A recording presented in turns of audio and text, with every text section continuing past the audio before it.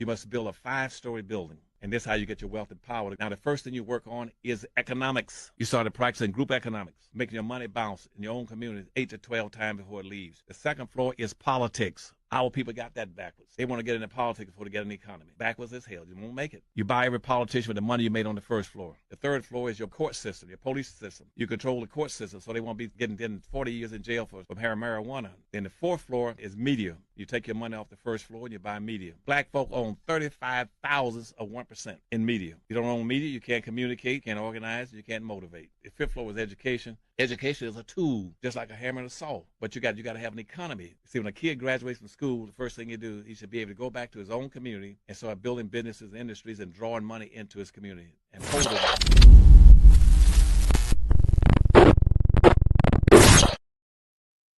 Good evening, good afternoon, good morning, good night, whatever time it is you're watching this. Hello, this is your man H-Rap B coming at you with the hottest 15 minutes in the history of the world. This is Rapping with H-Rap. I am H-Rap B. Thank you for tapping in. Hit that like, hit that share. You can go to www.theendofthebench.com, or you can continue to watch here, share, tell people to tap in. It's important information. Now, it is time to get this thing started. Identity politics is the order of the day. Over the weekend, I listened to the news I was immersed in the news. And what I found in the news was we saw a lot of identity politics. We are looking at a situation to where as people are quietly aligning themselves with white nationalism, but they're trying to do it under the veil of I told you so. Carvel and Bernie Sanders are the two people who were the most prominent. You did this wrong. You didn't address the white middle class. The white middle class is the minority now, and that's the problem.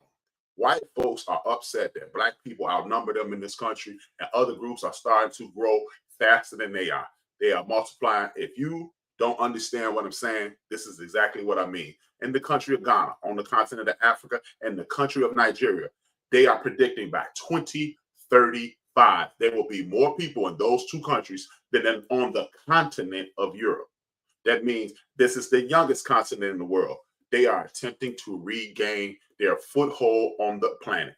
You have a white nationalist as president. You have a white nationalist as his number one aide, and you have white nationalists and pedophiles in his cabinet.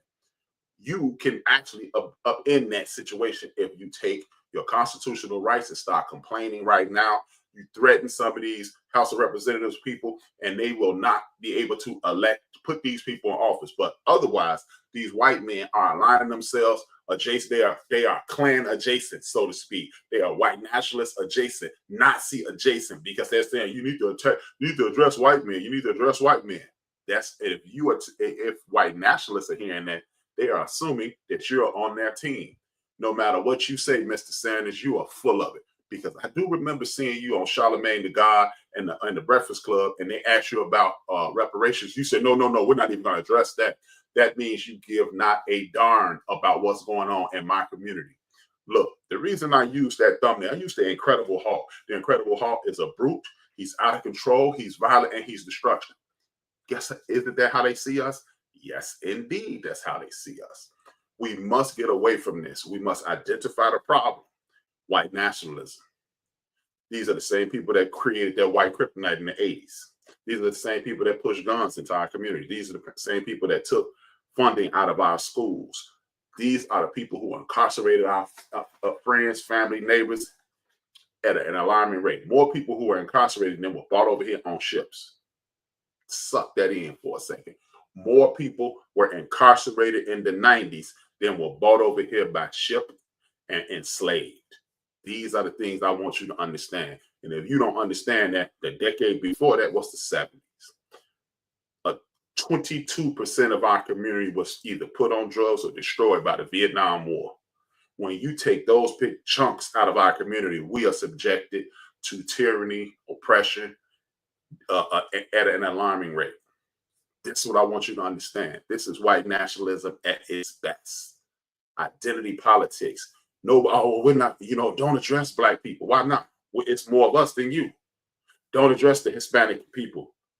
Don't address the LGBTQ. Don't address these people. But when you say don't address black people, you are aligning yourself with white nationalism. Bernie Sanders, Carvel, and these other people who are saying we forgot the white middle class. Look, if you're going to tell me that these people intentionally voted against their own interests and it just so happens to be a white nationalist at the top of the food chain, no. These people have been apex predators for a few centuries now.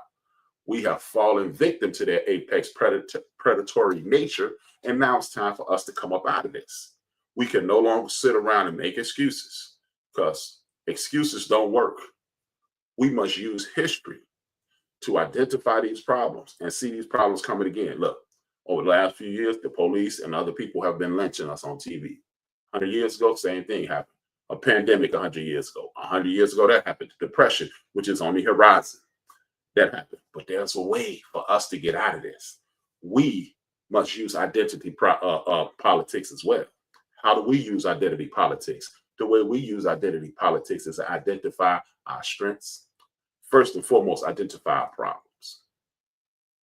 When we identify our problems, we come up with a solution to our problems. Once we eradicate most of our problems, we put ourselves in a mental state of people that's my age. You'll start to think about your great-grandchildren. You're not thinking about your grandchildren. We're thinking about our grandchildren's children. That's what I want us to start thinking about, because that's the only way to come up from under tyranny. You think about so far in the future that they are not even aware that we are aware of this. We have allowed these people to do anything and everything they want to weaken us. Integration weakened us. You can't integrate anything and make it stronger. You integrate water with a little package of red powder, it becomes Kool-Aid. It's no longer water. You integrate water with water with hops and barley and things of that nature, it becomes beer. You integrate water with grapes, it becomes wine. You integrate water with beans, it becomes bean soup, aka coffee. We can no longer integrate and be as strong as we need to be. We can no longer get rich and move away from each other. What we do is use the tools that they put in front of us to emancipate ourselves mentally, spiritually, and physically. We can no longer just say, hey, I'm going to move to the good part of town. We move to the good part of town. They move back to our parts of town and develop those parts. First and foremost, identify. They don't want HBCUs anymore. Donald Trump has engaged with war. He has announced war against HBCUs. Not a problem, Brother Trump. Not a problem. What we need to do is understand that everybody in our community is not an academic. Some of us are artists. Some of us are handymen. Some of us are intellectuals. And we need to get everybody in their slot, identify those slots, and use the academic institutions for what they're actually for. Math, science, introduction to math, introduction to science, properly being able to speak, write, and put things in and organize. That's what a school is for. And then we use our institutions like church to create entities so we can learn our history, so we can understand what's coming next. Because what's coming next is abject violence. What you've never been taught in school is this. Every time we rise up, that is a bell, a clarion call for attack on the Black community. 1863, we emancipated this country. We were emancipated, and this country took war. We had a 7-year period called Reconstruction where we invented schools because we were learning at such an alarming rate, 4% literacy rate. And that does not mean you're unintelligent because you're illiterate. You can't read this language. You had your own language that you were reading in because you invented the actual written text. So we were reading in English language at a 4% rate. 7 years later, we were at an 88% rate. No one has ever done that in the history of the world. We have patents. We have women becoming doctors. We have men becoming doctors. We have people in office.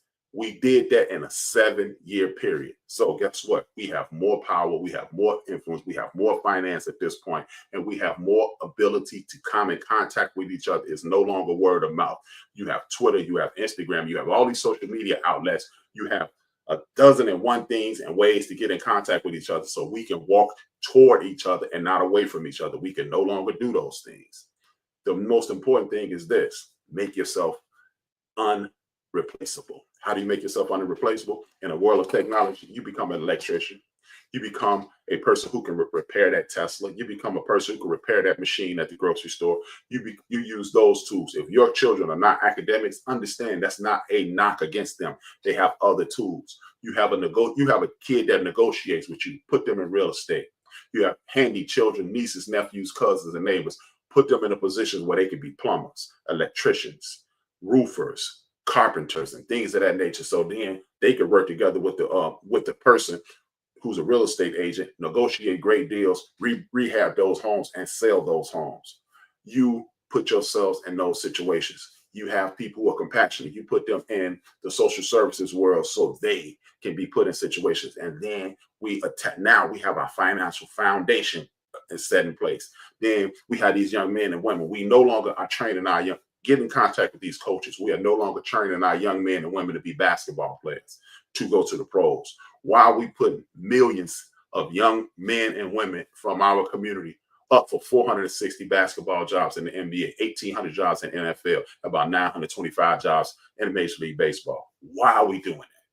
That's asinine. So what we do, Mr. Trump, if you want to attack our institutions, what we're going to do is use those institutions for a free education. The internet will allow you to earn money. We're going to popularize our greatest children. Those coaches will tell those children, like I said last week, what are you going to do? You're not going to ask our children, what are you going to be when you grow up? What are you going to do to improve our community when you grow up? Now we have Ohio State, Michigan, and all those schools. We're going to teach our children to stay in school 4 years so you can have the man pay for you to be a doctor. And then you get NIL, and then you're sending money back to your community to build up businesses. We must galvanize. We must unite. We must put ourselves in situations to whereas we're solving problems, not creating other problems. We can no longer allow addiction to be an excuse because we're not going to have our children exposed to that. We're going to control our radio stations. We're going to control our television ads, airwaves. We are going to no longer consume death and dismay. We're not going to do that. It's no longer going to be acceptable. If we want to make it acceptable, what we are going to do is destroy ourselves. We may as well stick the needle in our children's arm. We may as well pull a gun out and shoot our children ourselves if we allow them to consume negativity. So people, what we have to do is remove these things from the purview of our children. Allow them to be young people. Allow them to develop. And along the path of that development and being young, we're going to raise them to be responsible adults. We are going to raise them to be responsible members of the community. It is your clan, your kingdom, your nation. That's how it works. That's what we come from. We can no longer be subjected to the tyranny of other people and their perception of us. That's it. That's all. 2 fingers, 1 word. It's your man, H-Rap. I see you tomorrow. No more hour shows, 10 to 15 minutes a day, and I am. And it is necessary for those people who rule over us and who rule over African people the world over, if those people are to stay in power, they must destroy our ability to love each other in a healthy sort of way. This is why